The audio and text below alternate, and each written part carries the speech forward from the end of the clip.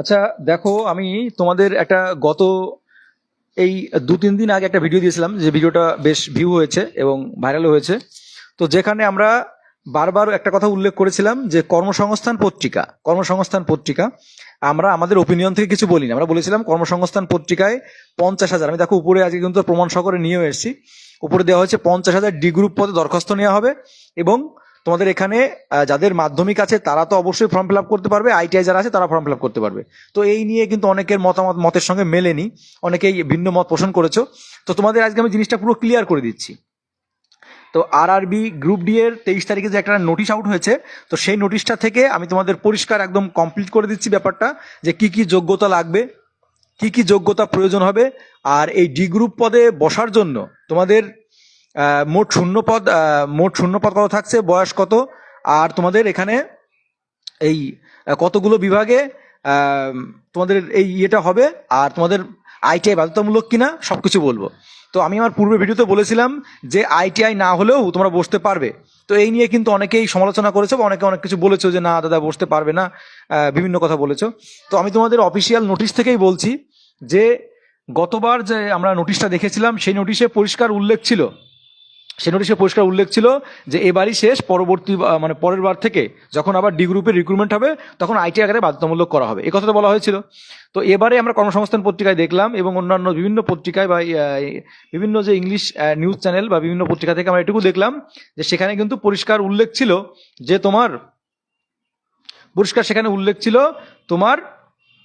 মাধ্যমিক পাস যারা আছে তারা বসতে পারবে, আইটিআই যারা আছে তারাও বসতে পারবে।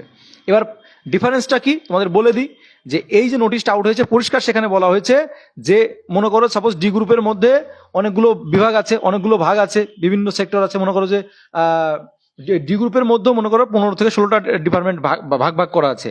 ওই তোমাদের ট্র্যাকম্যান বলো, তারপরে তোমাদের ওই ইয়েতে যারা থাকে, ঠিক আছে, হ্যাঁ কি বলছিস, হ্যাঁ মেডিকেলে থাকে, টেকনিশিয়ানে থাকে, বিভিন্ন জায়গায় পোস্টিং হয়।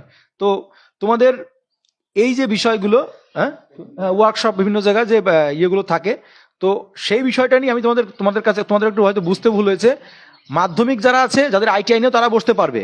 এবার কি করেছে তোমাদের আমি পরিষ্কার নোটিশ ধরেই বলছি, তোমরা নোটিশটা পুরো জন্য দেখে নেবে। তো সেখানে বলা হয়েছে যাদের মাধ্যমিক আছে তারাও বসতে পারবে, যাদের আইটিআই আছে মাধ্যমিক আইটিআই তারা তো অবশ্যই বসতে পারছে। এবার সুযোগটা কি হচ্ছে, যাদের শুধু মাধ্যমিক আছে তারা শুধুমাত্র কয়েকটা পোস্ট পাচ্ছে, যারা শুধু মাধ্যমিক পাস আছে আইটিআই নেই তারা কয়েকটা পোস্ট পাচ্ছে, হয়তো 4টে থেকে 5টা পোস্ট বা 4-5টা পোস্ট পাচ্ছে।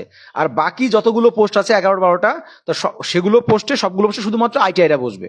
ঠিক আছে, এটাই আমি কিন্তু তোমাদের আগের দিন বলেছি এবং সেটাই বলতে চেয়েছি যে সেখানে মাধ্যমিকও থাকবে, আবার যাদের যাদের শুধু মাধ্যমিক আছে তারা বসতে পারবে, আর যারা আইটিআই আছে তারা এই অপরচুনিটিটা পাবে। এবার আমি তোমাদের এটা কখনো বলিনি যে তোমাদের যাদের আইটিআই আছে বা শুধু যাদের আইটিআই আছে, যাদের মাধ্যমিক আছে, তো আমি এইভাবে কিন্তু উল্টোপাল্টা করে কিছু বলিনি। তোমাদের আমার কথাগুলো তোমাদের হয়তো বুঝতে ভুল হয়েছে। তো আমি এটা বারবার বলছি, যারা শুধু মাধ্যমিক আইটিআই নিয়ে তারা বসতে পারবে, এটুকু আমি বলে দিচ্ছি, বসতে পারবে। এবার সবগুলো সেক্টরে বসতে পারবে না। হ্যাঁ, আমি আগে ভিডিওতে বলেছি যাদের আইটিআই নেই তারা বসতে পারবে। তোমরা বলেছো না বসতে পারবে না, আমি বলছি বসতে পারবে। তোমার নোটিশটা দেখো, সেখানে কিন্তু পরিষ্কার বলা হয়েছে যাদের মাধ্যমিক শুধু আছে তারা বসতে পারবে, কিন্তু সবগুলো সেক্টর, সবগুলো যে ডিপার্টমেন্ট, সবগুলো ডিপার্টমেন্টে বসতে পারবে না, কয়েকটা ডিপার্টমেন্টে বসতে পারবে। আমি সেটাই বলেছি, ঠিক আছে। তো এটা কর্মসংস্থান পত্রিকায় দিয়েছে এবং গতকাল আমরা যে নোটিশটা দেখলাম সেই নোটিশেও কিন্তু একথাই বলা হয়েছে যে আইটিআই যাদের থাকবে এবং প্লাস মাধ্যমিক আছে তারা সবগুলো সেক্টরে বসতে পারবে, সবগুলো যে ডিপার্টমেন্ট আছে সব ডিপার্টমেন্টে বসতে পারবে। বুঝতে পারলে ব্যাপারটা? আর শুধুমাত্র মাধ্যমিক যাদের আছে আইটিআই নেই তারা শুধুমাত্র ওই গুণে 4-5টা পোস্টে বসতে পারবে। ওই ধরে নাও তোমার টোটালের উপর 10 থেকে 15% বা এরকম ওদের জন্য আলাদা করে ইয়ে থাকবে। তো এই হচ্ছে মেন বিষয়টা। আর আইটিআই আমি বলেছি বারবার যে আইটিআই বাধ্যতামূলক নয়, আগের ভিডিওতে এই কারণেই বলেছি যে কেন বাধ্যতামূলক, কারণ যারা সবাই বসতে তো পারছে, হ্যাঁ কিছু কিছু জায়গায় বসতে পারছে না, কারণ এবার থেকে ওই জায়গাটা একটু রেস্ট্রিক্ট করা হয়েছে, রেস্ট্রিকশন দেওয়া হয়েছে। আচ্ছা, এবার তোমাদের বলি এখানে ক্রাইটেরিয়া কি থাকছে। ক্রাইটেরিয়া তোমাদের মাধ্যমিক পাস হতে হবে, যে মাধ্যমিক পাস সেও বসতে পারবে, যার আইটিআই আছে মাধ্যমিক তার তো আরো অপরচুনিটি থাকবে, সে অনেকগুলো তার মানে তার মনে করো যে ভ্যাকান্সিটা তার জন্য বেশি হবে এবং তার জন্য কিন্তু কাট অফটাও কম হবে। আর যে মনে করো শুধুমাত্র মাধ্যমিক আছে তার কিন্তু মানে হিউজ পরিমাণ যারা জেনারেল ক্যান্ডিডেট আছে তো তাদের সঙ্গে কিন্তু লড়তে হবে, যাদের শুধুমাত্র আছে।